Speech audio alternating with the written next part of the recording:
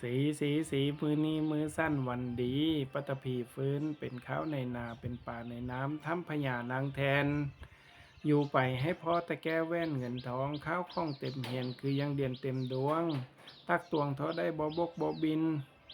มีกินมีใช้บ่ได้คาดพอพระทาสประทานพรแม่ธรณีเทิงดอนห้องรับไว้ณบัดนี้อันได้เวลาสมควรแล้วขออัญเชิญหมู่เทวดา มาเสกสั้นบันดาลความสุขขีความเจ็บอย่าได้ความไข้ยามี ให้เปรมปรีลมเย็นดังสายน้ำตลอดปีตลอดไปเทินสาธุ